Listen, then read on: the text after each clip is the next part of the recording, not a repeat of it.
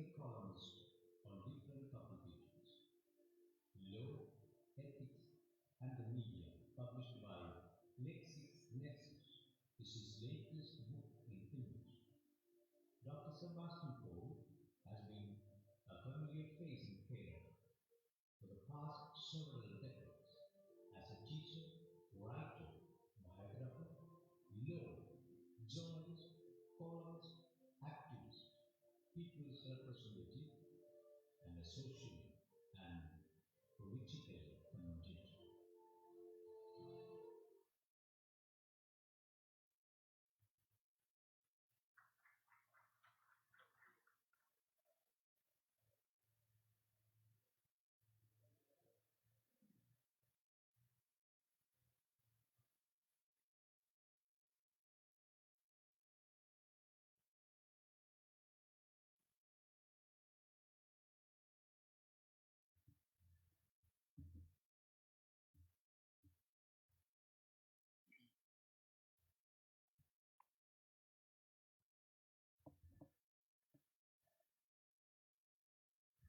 Good afternoon, Dr. Mr. Jacoby, Dr. Sebastian Paul, all the SIGNIS members, welcome to the first session of our study segment of SINA 2020.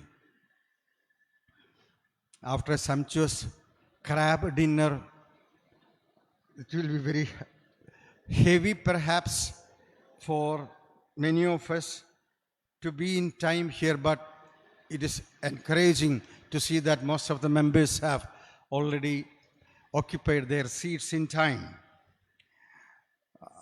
Our first session of media study segment is chaired by or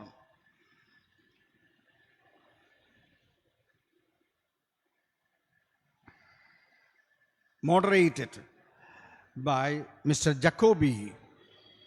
He is editor of Jeevanaadam. Jeevanaadam is the official journal of Kerala Latin Catholic Church.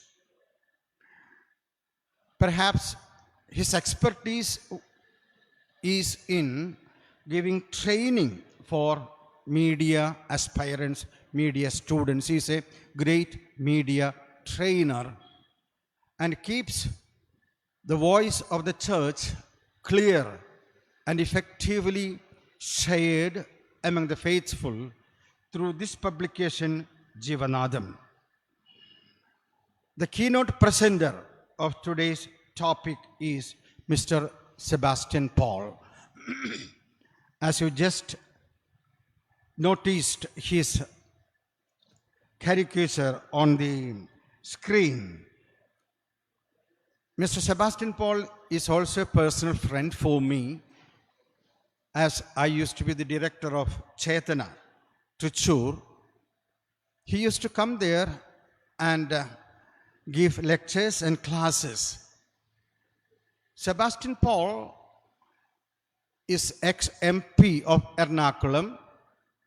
He is a Marxist-supported independent candidate. This very explanation would explain to us the nature of his approach. Namely, to my mind, to my understanding, to my experience, he is one of the great practicing Catholic. Usually when we say about a practicing Catholic, we think about who is going and repeating all the rituals and practices like that. I don't know what is the role, how he is in that, because I have never been in his area as a pastor or a co-worker in the area.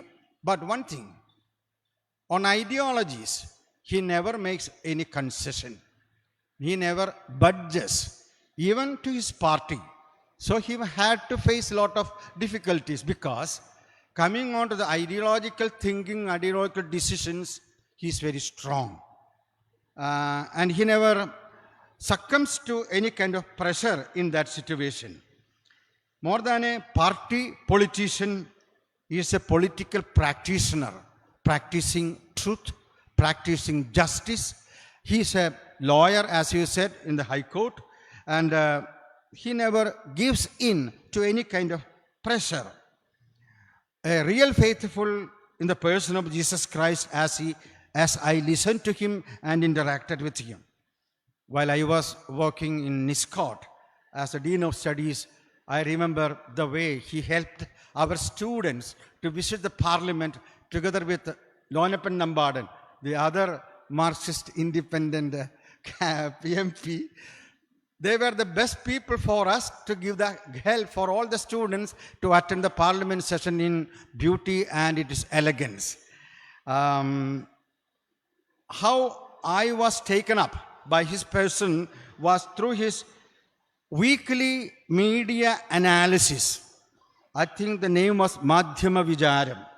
Every week he makes an analysis of every issue that has been treated by different media, print and electronic, and how they dealt it with, what all undercurrents went behind it, what all interests they were trying to cater, what all things they were trying to promote. All these things were analyzing in depth for the understanding of the ordinary people. The media politics actually has been analyzed very clearly in detail, because he could see that in sharpness. That was the peculiarity of Mr. Sebastian Paul, and he always held on to the ethics, rule of justice, reign of love, brotherly love. These all are the ideals he always tried to maintain and keep up in his approach. And I extend a most hearty welcome to Dr. Sebastian Paul, and I hand over my mic to the moderator of this session, Mr. Jacoby.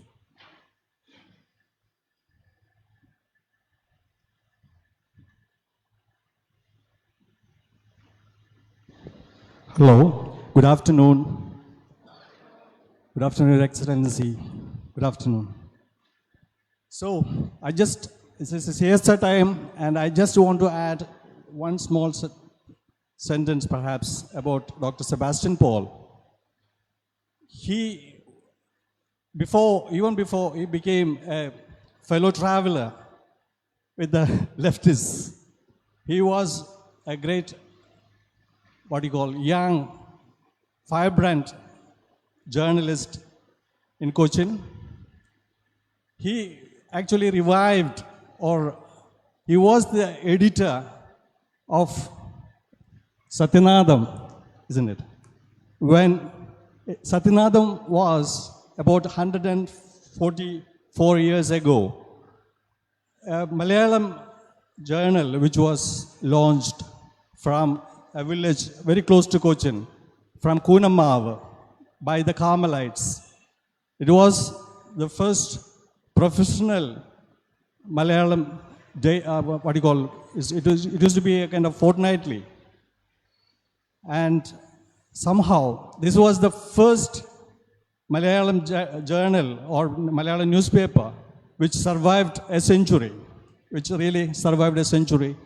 And towards the end of it, almost in the 1960s, it had to close down because another Malayalam journal started from Cochin, the same press. It was called Kerala Times. And when this Satyanadam was relaunched, this young, energetic and promising writer used to have a beautiful flair of language, I don't know whether he continues with that now. But then he was the chosen one to head Satyanadam from the heritage of Satyanada Kahalam of 100 years old publication. Anyway, now we will start off I think we'll listen to him first before I contextualize the whole situation perhaps towards the end of it. Or that's the way I think we should go about, isn't it? Let him talk, then we'll interact. Thank you.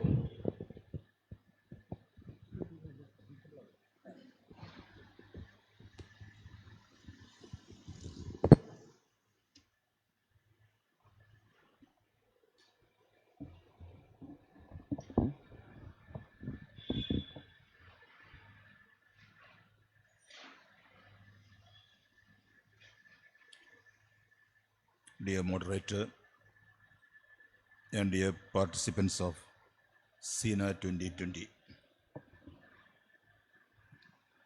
At the outset, I express my happiness and gratitude for inviting me to Cygnus India National Assembly and talk about role of media in the contemporary national scenario.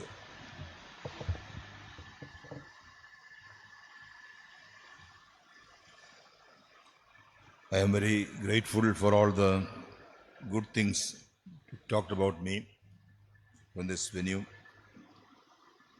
I was a journalist for a long time. My true passion and true desire or mission was to become a journalist, and I have the opportunity to be in that field in different capacities. Now I am a politician and a lawyer and all those things are there. But I was a journalist for quite a long time. And when during my tenure in Parliament in Lok Sabha, I was a member of the Press Council of India for 5 years. So in these various capacities, I have an opportunity to have a close look at the functioning of the Indian media, especially the newspapers and the history, and I am very proud, advantageous to present or evaluate the history of Indian journalism in the context of our national movement, as well as in the context of the development and growth of our democratic republic also. Tomorrow, January 29th, happens to be the birthday of Indian journalism, because it was on that day an Englishman, James Augustus Hickey, first published his newspaper, Bengal Gazette, from Calcutta. That was on January 29th. And that day is observed as the National Press Day also. So on the eve of the celebration of the National Press Day, I am glad to be here among journalists and to contemplate on the subject, role of media in the contemporary national scenario. Every country and for every people, there will be periods of crisis, periods of deep crisis, challenges, great challenges, questioning the very existence of their institutions. In India, we have the emergency of 1975. Emergency was declared, which was followed by censorship of the press. I was a journalist at that time. I was working with the Indian Express, and that newspaper under Ramnath Goenka was resisting or fighting the emergency.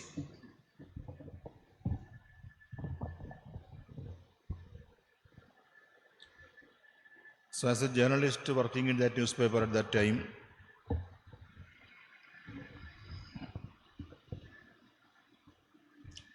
I had the opportunity to see firsthand what censorship, what sort of damage censorship can do, not only for the body politic, but even for journalism also.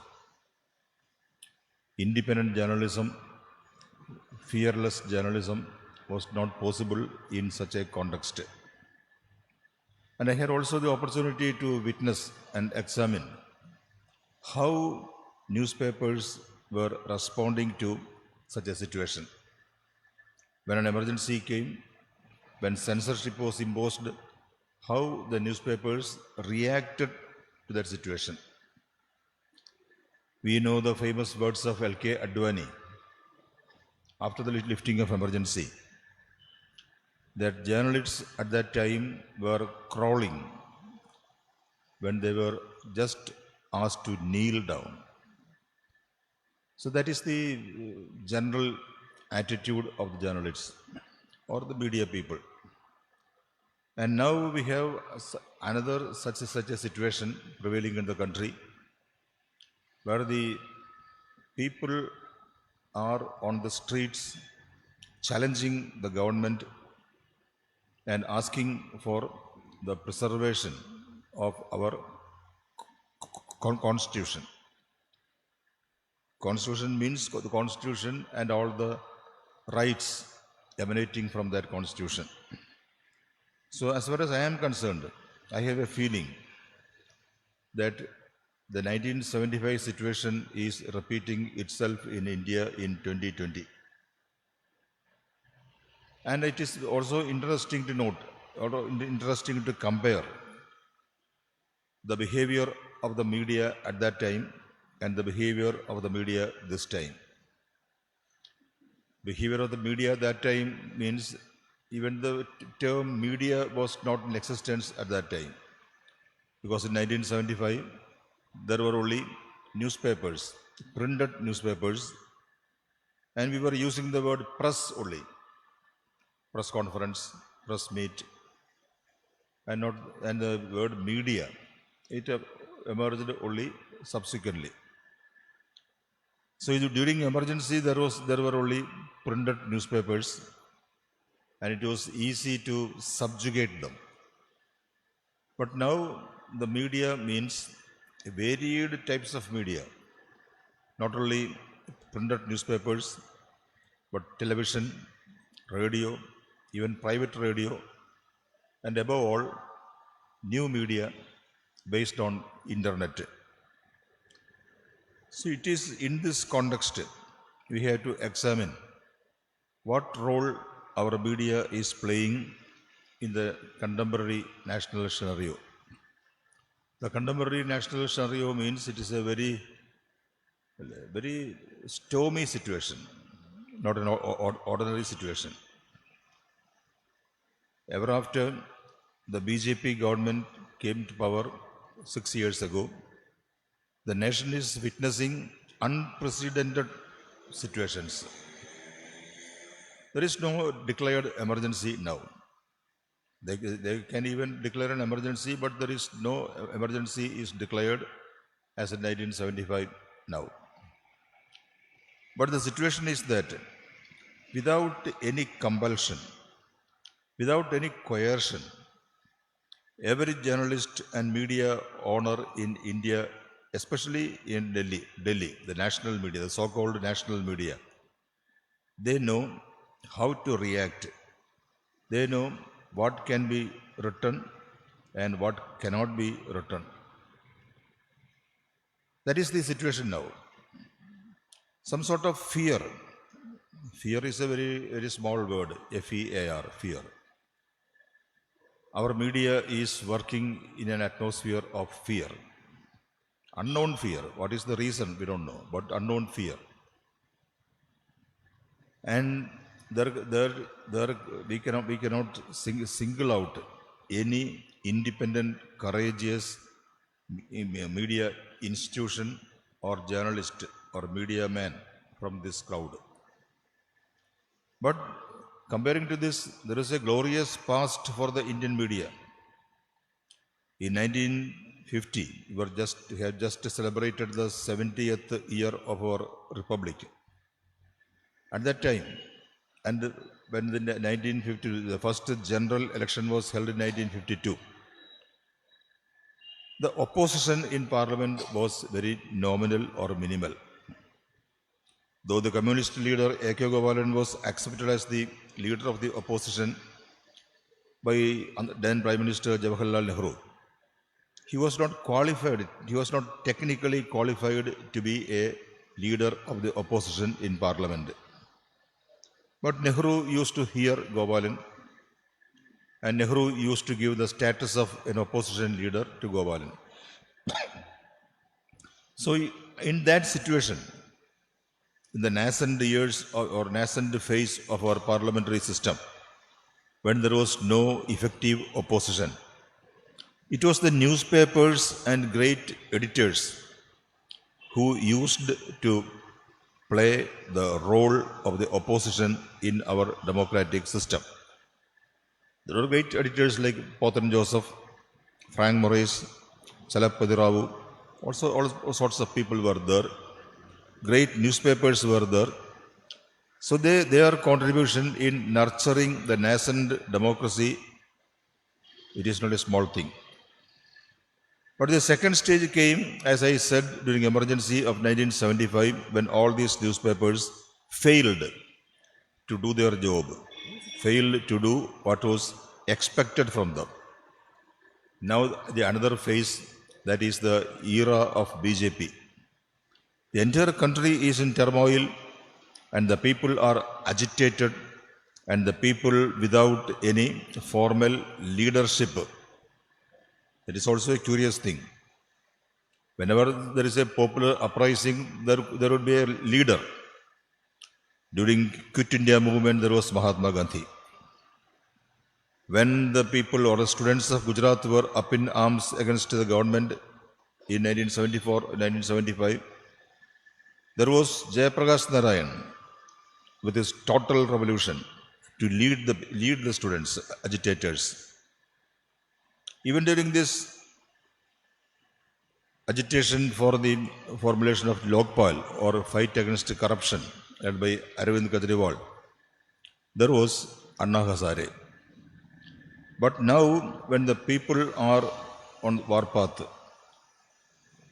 raising a very substantial question, constitutional issues, there is no formal leadership or people are not following the dictates of any leader. But they are there. The people are there on the street, resembling or reminiscent of the French Revolution, where also there was no formal leader when the revolution began. But in such a situation, newspapers or media has a great role to play, because media, the role of media is not only to disseminate news, but there are other roles also as far as a responsible media is concerned in a democratic and open society. That is, to enlighten the people and to lead the people. Who are the defenders? When we speak about our constitution on the 20th or 70th year of its existence, the constitution is there for us to enjoy certain inalienable fundamental rights. And who is there to defend this constitution? The constitution says that it is the duty of the president to defend and protect the constitution, preserve, defend and protect the constitution. But we know from our practical experience, no constitutional functionary, including the President or the Supreme Court of India, is capable of protecting or preserving our constitution.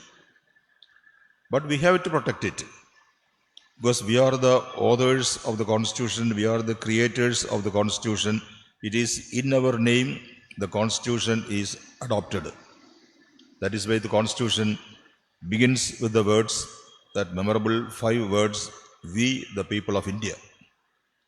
So the people of India are duty bound to protect their constitution and the system, the democratic system, the secular fabric, all those things.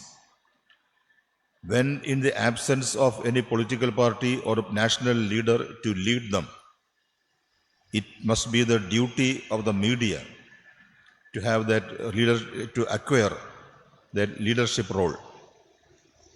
But it is unfortunate that we cannot pinpoint any such media leader or an editor of credibility or a journalist to lead the people. National media means new media published from Delhi, the national capital. There also what is there?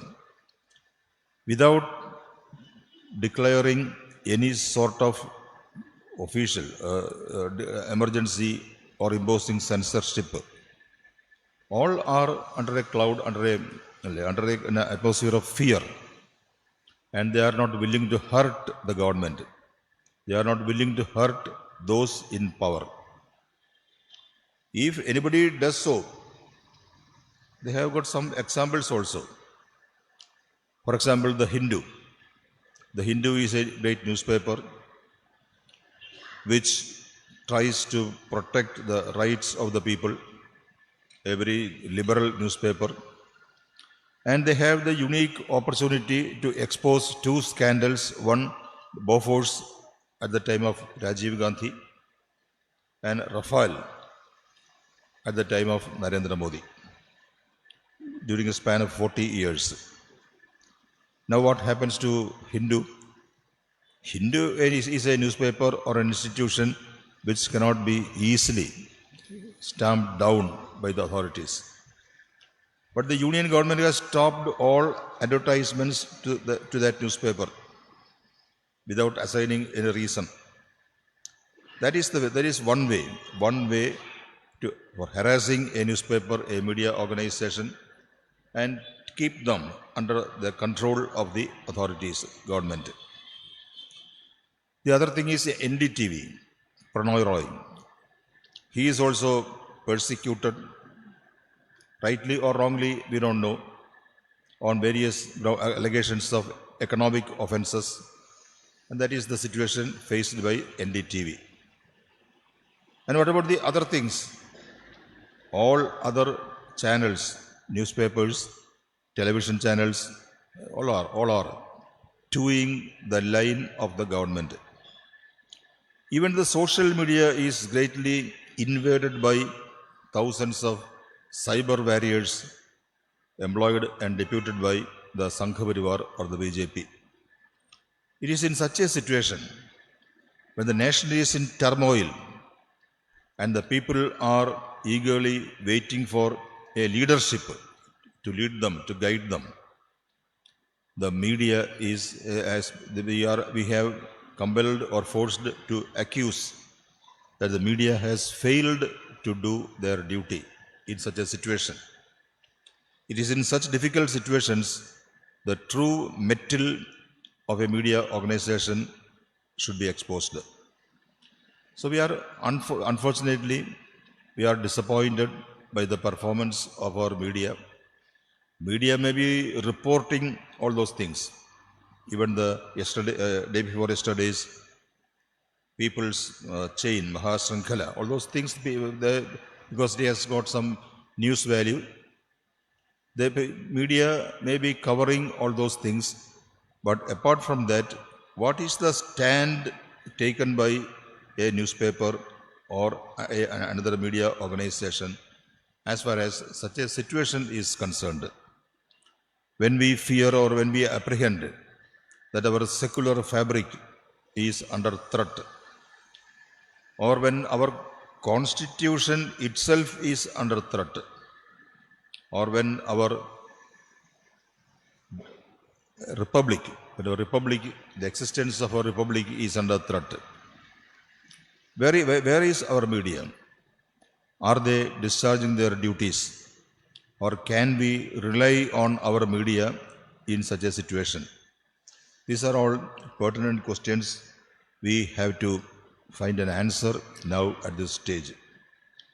So I hope without prolonging my introductory remarks or speech, it will be more productive or interesting if we can straight away go to the dialogue such situation, where you can also participate with your suggestions, opinions, or even questions, and I will try to respond as far as I can do that. And the moderator, Mr. Jacoby, can also guide us for how we can spend the remaining portion of the time. Well, thank you.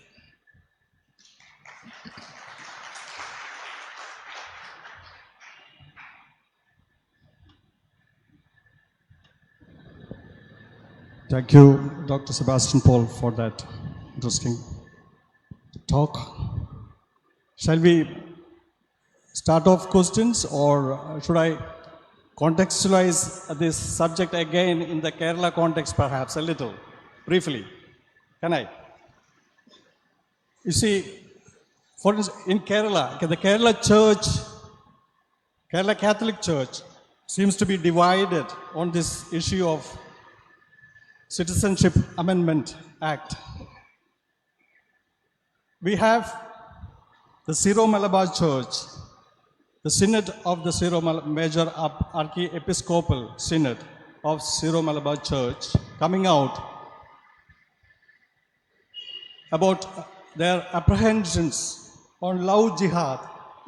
I hope you are familiar with the term love jihad, where Christian girls, especially the Catholic girls, are being, they are led into love affairs, and then they are taken away, indoctrinated into radical Islamic ideologies, and then converted, and perhaps some of them being sent out to, sent abroad for as even war brides in Syria and Afghanistan. So the church, that is Syro-Malabar Church, is raising their fear and apprehensions about this phenomenon called love jihad. Along with that, they are bringing up another angle of the global political Islam that is associated with terrorism. And they are juxtaposing these two issues along with this current debate that is agitating the whole society all over India. That is one part of the church in Kerala. Whereas the Syro-Malankara Major Archbishop Cardinal Basilius Clemis came out with a statement disassociating with this sort of thinking, and then perhaps aligning with the general tone of the society, saying that this amendment is unconstitutional because it goes fundamentally against the principles of the Constitution and the principles of secularism and equality. Then we have the Kerala Region Latin Catholic Church, that is the Kerala KRLCC-led church, which says unequivocally, that is without any doubt, we are saying we are against this act. We are very strongly worded statement was issued by its president KRLCBC, that is Kerala Region Latin Catholic Bishops' Council, President Bishop Joseph Kairil. He very strongly said, a worded statement it was officially issued at Neyatankara, where there was a General Assembly of the apex body of this KRLCC. He said, this is unconstitutional, and we are not actually speaking along with this. We are not taking this up as a Muslim issue. We are taking this up as a core issue of the Constitution itself, where it is being threatened. It's because of this, again, he's bringing out these 2 points of equality and secularism. So this is the Kerala context. That is, even the church itself seems to be, divided on this issue. But then where do we stand? What is the witness that we are giving to the society at large? Then we mentioned earlier about the emergency. You know, I joined a course in journalism on the day when Mr. Kuldeep Nayyar wrote on the front page of Indian Express saying that journalism is dead. There's no more future for journalism in India. So that was the day when I joined journalism. And you know, you mentioned about how the censorship was there during the emergency. And I remember, as a student of journalism then, the leading newspaper in Malayalam, called Malayalam Manorama, they somehow try to maneuver the way out of this censorship. They started writing about locust attack in a village in the outskirts of Kerala. Yeah. Even Iceland, yeah. But then they compared with the Kerala situation somewhere in the Malabar region. And then one anteater, a creature from the zoo of Trivandrum, which escaped into the, to the city. And they went on playing that theme of this anteater for almost a week. And they said this is the developmental journalism. They developed a new sort of journalism to overcome this threat of censorship then. Anyway, so that was the situation about how they were trying to cope with this censorship. Now, again, we mentioned about Kerala Times, which was a newspaper published from Cochin, and it was owned by it was a laity that started it, but then the Archbishop of Verapalli somehow was the patron.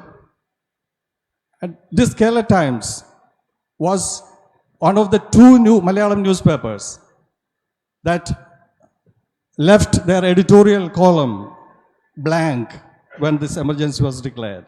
Now, can you imagine that? One was, of course, the Marxist Party's Deshabhimani. The second newspaper, that is, it was a mainstream newspaper then, Kerala Times, its column was left blank. It was a very daring act. So this is the background of journalism then, and look at what he has been describing to us now, today, when there is an undeclared emergency prevalent in all over the country. A few days ago, when the Pope Francis, he spoke about this, he gave the message for the World Communications Day. He used the word deep fake news. He used to speak about fake news. He used to speak about the hate speeches, but now he is going right on the spot saying about deep fake. Falsification of the media narrative, totally falsifying it. That's the situation that we are facing right now in India. Now, shall we leave the floor open? Start off. Somebody taking the mic to him?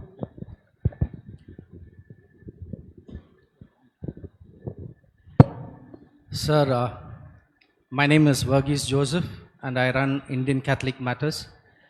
And I'm happy to hear from you the times which you as a journalist have seen through those dark ages of emergency when Advani asked the media to to bend, and they crawled. Today, are we bending backwards in a situation like this? The reason why I ask is, I moved from a traditional print to a digital now, and the attack has been the same.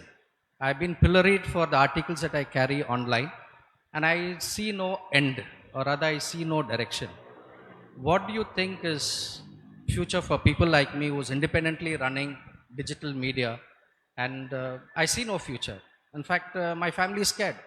I don't think any of us would stand behind me to say the least that I can expect is maybe a requiem mass for me. But beyond that, I don't see what my future is. I fear for the profession. What do you think as a journalist and as a politician, where do you think we are heading now?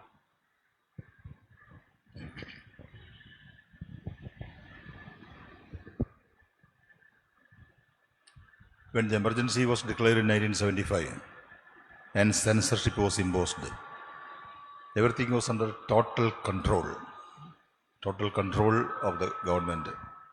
There was no free speech, there was no free exchange of information. Everything was under a cloud, under a blanket. But after emergency, after a few years, this new technology of internet came into existence. We all welcomed the advent of internet because we thought that a future government, though they may impose an emergency, they may not be able to control or curtail the free flow of information, free flow of global information, the global. or what happens now. We have seen in Jammu Kashmir how the new media or the social media can be controlled, regulated, or completely stopped by the authorities for their purpose. And that situation, right from the first week of August, it continues even now. So the new technology, with all its promises of a new world of freedom, it has also failed, or it can be also brought under control by the government. Though our Supreme Court has stated that use of internet is a fundamental right, the Supreme Court was not able to ask the government to lift the restriction or lift the ban. Instead, the court left it to the government or the officials to review the situation and find whatever can be done. So that is the situation now. So even this wonderful technology of internet, where Marshall McLuhan's famous saying, that was before the advent of internet, that global village, it became a reality. Though it became a reality, the government, the authorities, governmental power, or the state has proved that this global village can also be under their control. So in that situation, what we can do, that is the question. As a journalist, or as a man running perhaps a one-man media outlet or a large organization, what we can do, because there is a duty on us. There is a duty on us as journalists to stand up to certain things, certain forces. Certain forces means the power of state itself. When the powerful, all-powerful, almighty state is crushing on the rights of the people, what we can do? But first we have to oppose it. We have to give the correct news to the people, and we have to guide the people also. There is a tremendous moral authority or moral power as far as media is concerned.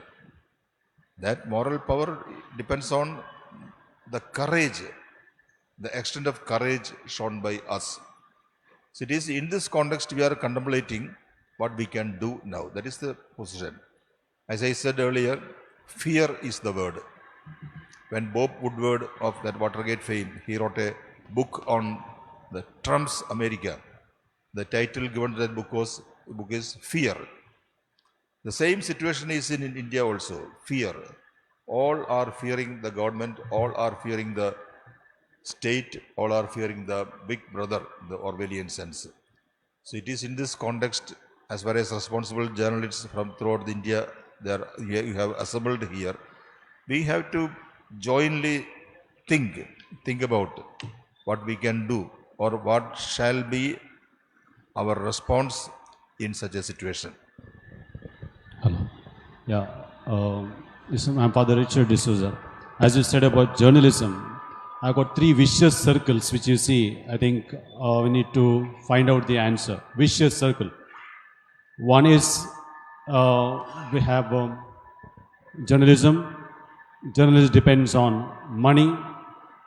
Money comes from the advertisement. Profession, mission, and also we have to live our life, as already mentioned. Our journalist is caught up in this. If he goes for the profession and he goes for the truth, automatically what happened to Hindu paper and NDT will happen to us. And especially, I'm not married. If you are journalists who are there, they have to suffer. I know many of them who have not got the salary. They did not get all the benefits and they are suffering. I know many of them. This is another one vicious circle. Second vicious circle is when we have constitutional institutions, RBI, judiciary, constitutional institutions themselves get corrupted. Where shall we go? And where shall we ask justice? It is another circle. Another vicious circle have about truth. As you said, journalists must speak the truth. When our leaders themselves speak the untruth, what boldness or courage we have to say that is not the truth. Moment you say that is not the truth, then they will ask us what you are speaking is also not the truth. So you are caught in dilemma. So how to come out of this dilemma?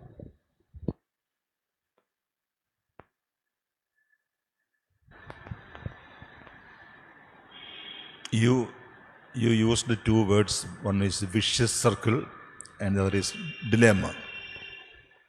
That exactly sums up the situation now, the whole situation. There is a vicious circle, of course. How we can break that circle is the subject matter of our contemplation. All are just justifying their actions on the basis of their need to exist. Existence is the biggest problem. When emergency was imposed, Mr. Jacoby, our moderator, was working in the number one newspaper in Kerala, that is Malayalam. He spoke about the reaction of that newspaper to emergency. When small newspapers, a Catholic newspaper, two newspapers mentioned by Jacoby, and I add one more newspaper, that is Deepiga. Deepiga, when Father Colombier was the editor. All are small newspapers. Even Deshabhimani was not so powerful at that time.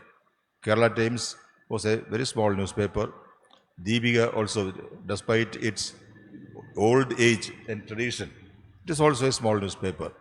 But they showed the courage to face the authorities in their and say this is wrong by adopting a novel method of leaving their editorial space blank. At that time, later, Mr. K. M. Matthew, the chief editor of Manorama, wrote an article justifying the stand taken by Manorama at that time.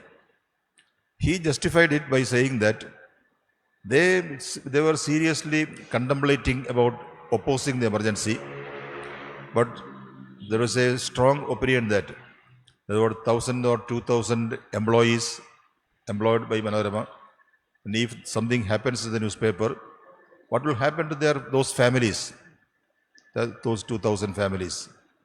It is a question, real question. But when a situation comes, when we are fighting against a dictator, when we fight for the freedom of the people, such questions has no relevance or meaning, as we know it. But some people have that is also a genuine concern. I at that time was working in India's number one newspaper, that was Indian Express. There was no advertisement was denied to us. There was no bank facility. There was no overdraft. We were subject to severe pre-censorship so that we were not able to keep the printing schedules, because printing can start only after obtaining permission from the censor. All those things were there. And at last, that period was over. Now also a same situation.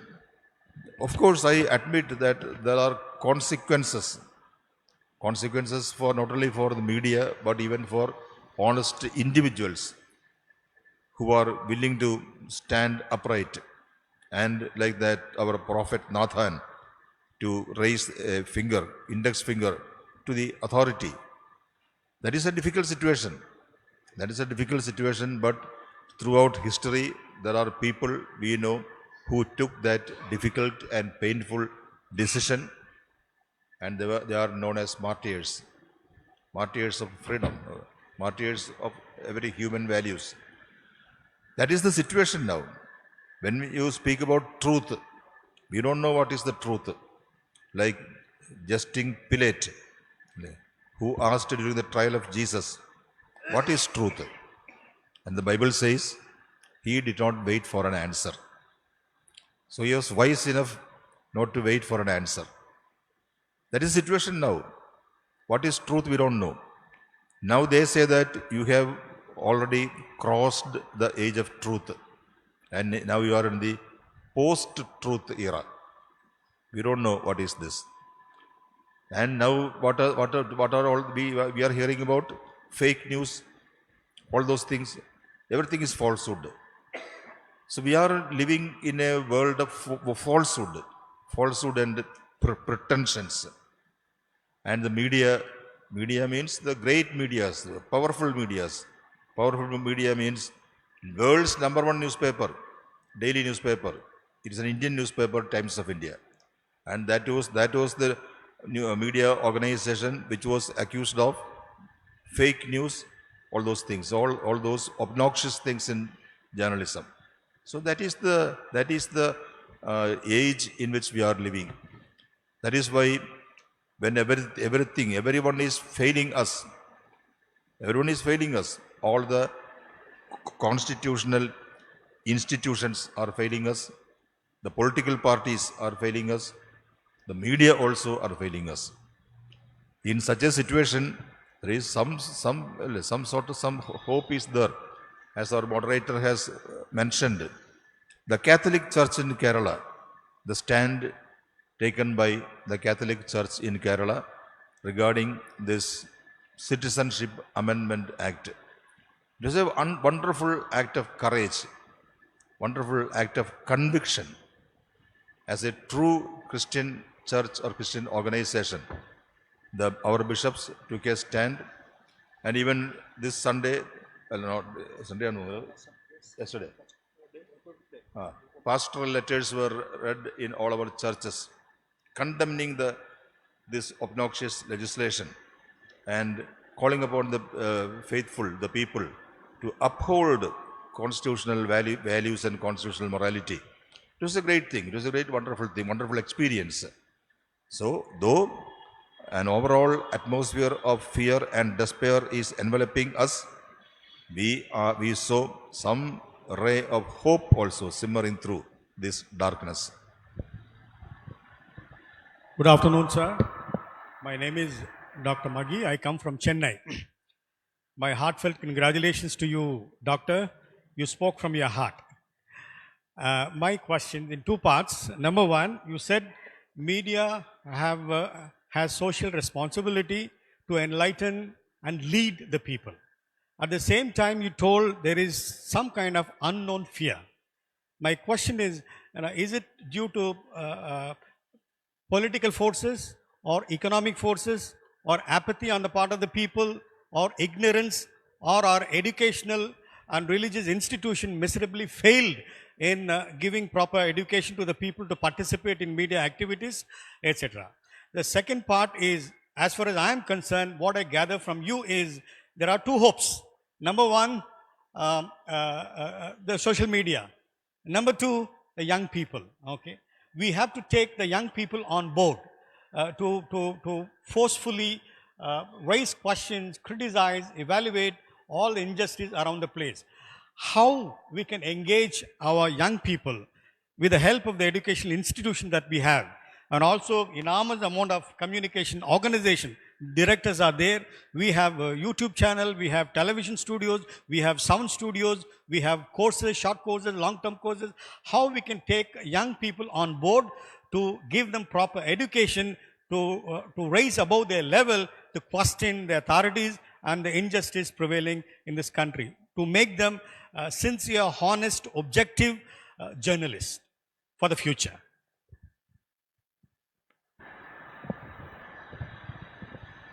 I totally and fully agree with your contention about the role played by the youth of the country.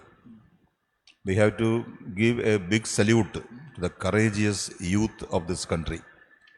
When everybody else was remaining hesitant, including political parties, including the media, it was the youth, it was the students from our various campuses.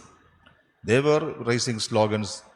They reached the path of agitation. They were questioning their authorities. They were demanding respect for the Constitution. So it is a great thing.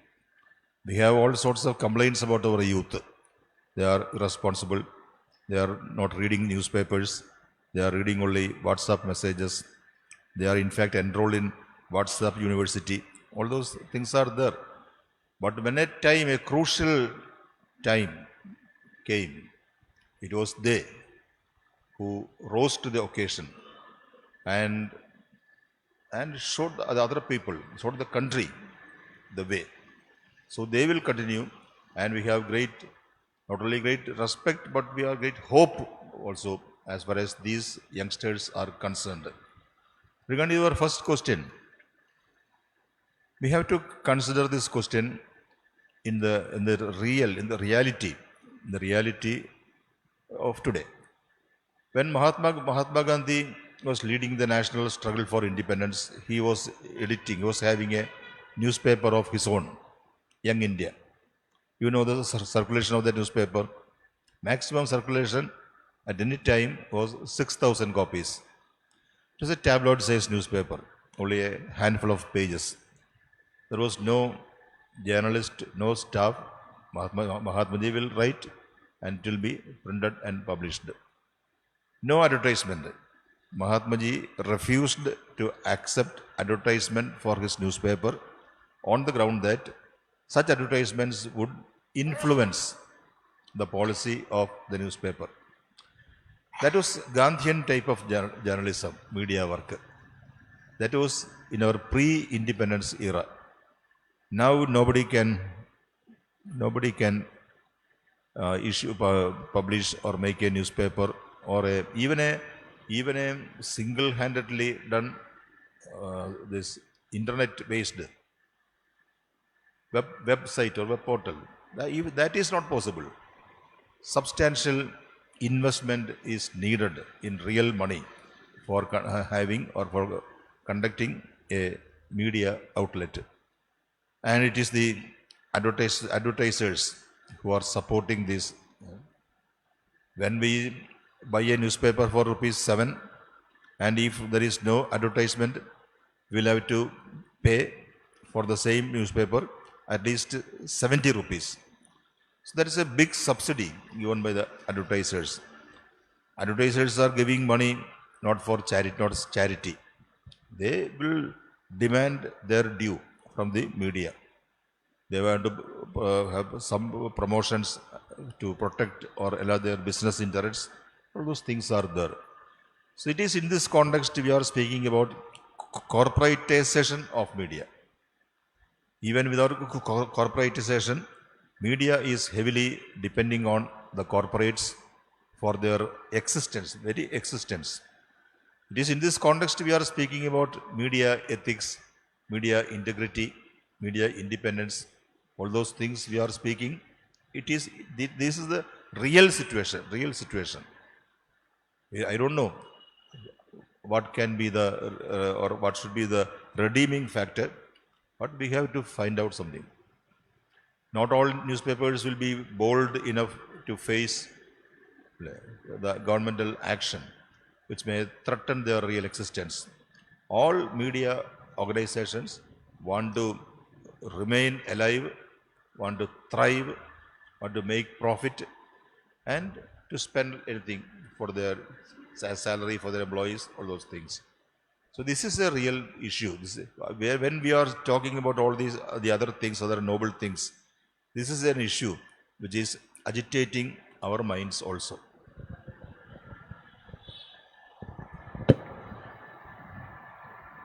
Dr. Sebastian, thanks for your wonderful talk. You enlightened us by giving us a historical perspective of political scenario of our country. I also fully agree with you when you talk about our country bereft of leadership. But in the past we had leaders like Gandhi and Jayaprakash Narayan, as you mentioned. But I have some questions with regard to our constitution. See, it's written in the constitution, India is a socialist country. In practice, India is a capitalist country. In the constitution, it is written, India is a secular country. In practice, it is a Hindu country. I am afraid we are losing all the great ideals in the constitution are lost or no more. I ask you, is our constitution a paper tiger? And also, using one of the lengthiest constitution in the world, Indian constitution, you can declare emergency. If you can declare emergency, what kind of constitution is it? And even if the things are going from bad to worse, you take Kashmir, the same constitutional rights, the same constitutional degrees are used there in the states to oppress the people. I am afraid that the constitution also, there are articles that have to be removed, like 370, 356. Why should we have all these things and then we complain about it? Maybe it's high time to change all these things. Otherwise, what is the use of having a theory without any practice? And as he said, not only in politics we have no leaders, in all other fields also we have no leaders. If you take Communist Party, they ask all the workers all over the world to get united, but they themselves are divided. And in killing Maoists, no difference between Communist ruling or Congress or BJP ruling. And what gives you hope under such situation when people get killed, students get killed? And with regard to church also, you were mentioning about the Kerala church coming out powerfully condemning the CAA NPR. But what about church is not only in Kerala, it is all of India. But what is the stand of the church? The church never supported democracy. The church never supported human rights in the past. And maybe that's why it still hesitates even to condemn this. As one Christian body, we have not come up. I think, as you said, people are without leaders politically, economically, socially, culturally, religiously also. And this is also true in terms of media also. As someone said, eternal vigilance is the price of liberty. What gives you hope? I have no hope at all. As together with my people, I am losing my hope every single minute. Thank you.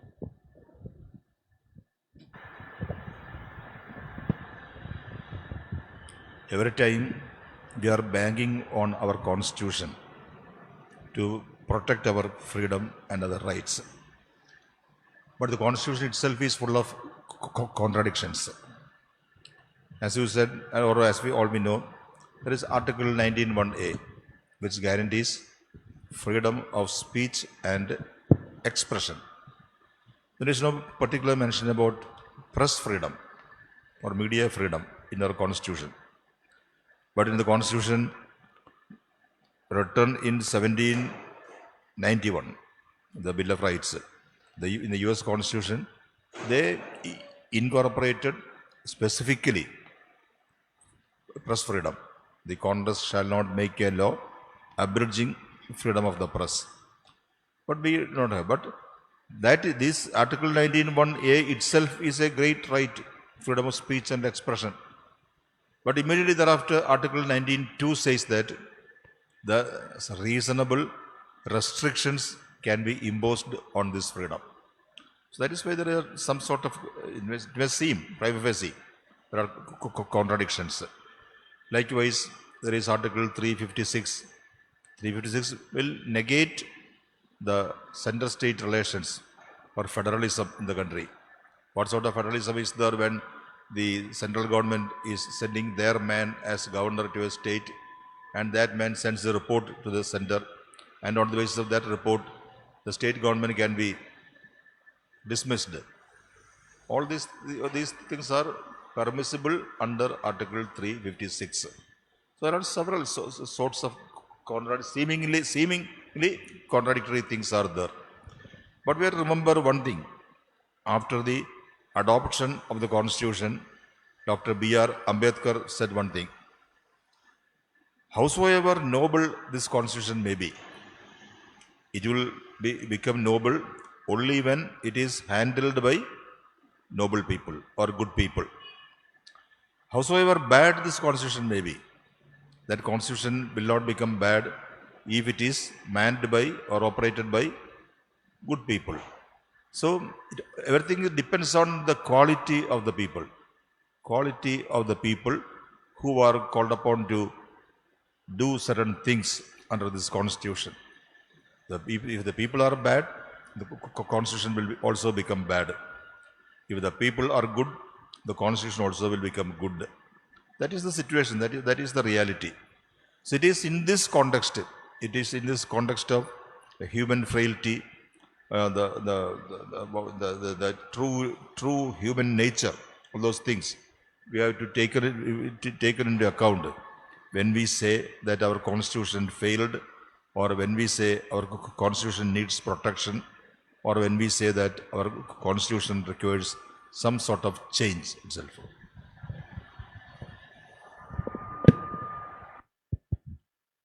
Sir, we are discussing here about the role of media, but media is under some power. My question to you is, you were in the parliament. Did you have any experience that even parliament was under some power and you could not play the role you wanted? As an MP, some experience that you wanted to do your role, as media is not playing its role because of some power, some corporate power. As an MP, you had that regret, let us say, that you could not play your role as an MP because of some power.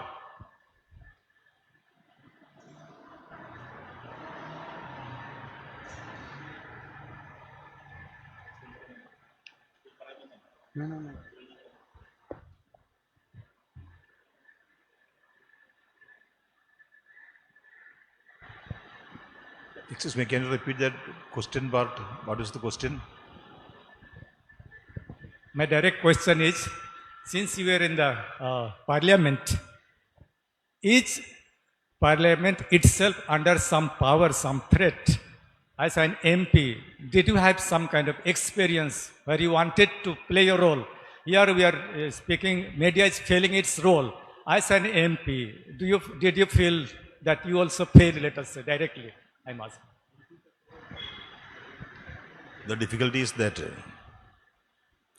we have to get a clear perception on the way our parliament is functioning. In theory, our parliament is supreme, independent, it can take any decision. But in reality, it is under the control of the executive. Parliament will pass any law which the executive wants, the executive submits. Individual MPs have no role to play in such things. Individual MPs can participate in discussions, they can express their opinions, they can make submissions or even introduce some private members' bill, all those things can be done. But actually, Parliament is functioning under the guidance or directions of the executive. During emergency, also there was a parliament, but that parliament was a captive parliament. Whatever Indira Gandhi says or whatever Indira Gandhi requires, the parliament will approve it. That was the role, that was the only limited role parliament has at that time. Even now ours is a parliamentary democracy. But you know how our present Prime Minister, during his last 5 years, first term in office, how he treated our parliament. It is because in public speeches we always remember or point out, in 2014, when Narendra Modi came to Parliament for the first time, he kissed the floor of the Parliament or the outside steps and went inside. This time he went up to the constitution. The original constitution is displayed in a glass casket in the Parliament. He bowed before the constitution and resumed his office. We compare these two instances with Godse. Godse, before killing Gandhiji, before firing at Gandhiji, he also bowed down and kissed his feet, Gandhiji's feet, and rose and fired the bullet. That is why Narendra Modi is treating our constitution. That is the way in which Narendra Modi is treating our parliament. So everything is there. Narendra Modi has not changed anything in our constitution. There is no amendment, no addition, no deletion. Everything is there, everything is there. But our parliament has become ineffective. It has also become some sort of a captive parliament. Any law, whether there is majority for the government or not, they can manage any law, any bill to pass through parliament. In Rajya Sabha, even now they have no majority. But you see how they pass, get through that bill, citizenship bill, amendment bill through Rajya Sabha. So that is the reality. So there is no question in asking an individual MP what you did or what you can do in such a situation.